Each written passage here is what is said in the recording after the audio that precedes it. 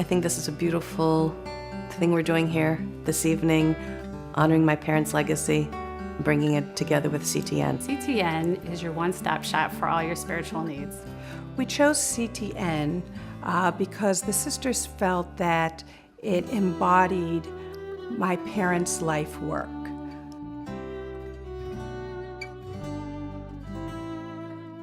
My parents, Lois and Wilfred, better known as Mo Lefkovich, were born in Boston, Massachusetts, as were 3 of their 4 parents born in Boston, Massachusetts. We always joke they came over on the Mayflower. My father was in the Navy. He was stationed here in Chicago at Navy Pier. He later went to Northeastern University in Massachusetts. He was a chemical engineer. My parents were married in August of 1952. It was about a year and a half later that they started searching, looking, asking. What started my parents' journey to Torah was their first child that was born about a year after they had gotten married, was born a stillborn. And it was their only son.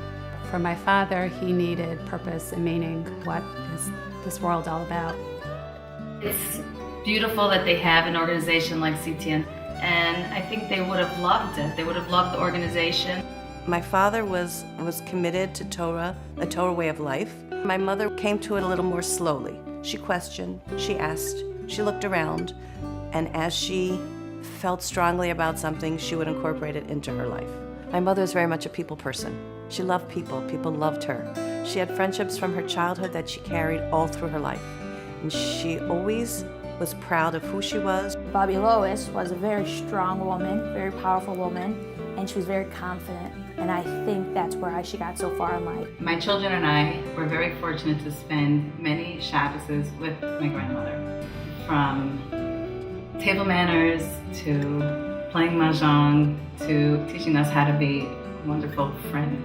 My grandmother taught us how to be tenacious, how to never accept status quo, how to fight for what we believe in. Fighting for justice was really just what my grandmother stood for and taught her daughters, that you just always stand for what's right. One thing she always instilled in all of us, all the cousins, all the family, is the importance of what it means to be a Jew. I remember for my 6-year-old birthday party, I told my mother that's what I wanted for my birthday, for Bubby to come to town. And coming out of school, this woman in a fur coat, with her arms open, and finally I realized it was her. She flew in for my birthday when she heard that's what I wanted. She taught me one major lesson in my life, and that was how to get involved with your community. She always talked a tremendous amount about her organizations in Chicago that she was a part of and what they meant to her and how passionate she was about them. My mother was very active in Ari Crown Hebrew Day School. My mother was very involved in the Ark and in the Chevra Kadisha. My name is Yeshua Zev Siegel, and I'm named after my grandfather, Zav Volvo. I would like to say I'm proud to be in the Lefkovich family because my grandparents brought into this family a lot of joy. I remember staying at their house and waking up early in the morning, and there was my Zadie Mo sitting there at the table learning. It was so impressive for me to see that he made time every day to get up early, to pray, to learn, to make it an important part of his life. He served God how he needed to, and it was like him and God, you could tell there was a type of bond there. He really delved deeply to get to the root of why we do things. He was someone that I definitely emulate in the fact that he really believed that Judaism was the most beautiful thing in the world. The one thing that they try to bestow on us that I think we bestow on our children as well is the appreciation of family and specifically family history. One of the proudest moments in my life was my son's bar mitzvah. At our Friday night meal, I was so proud to sit at the table. On one side, I had my aunt and uncle from Boston that I spent my summers with, who were non-observant Jews, and had my Satmar Hasidic brother-in-law and sister-in-law at the other end. And to have everybody sitting together, enjoying this simcha together, was just a culmination of, I believe, my parents' dream. My parents' greatest legacy is in their family, the huge family that they built together.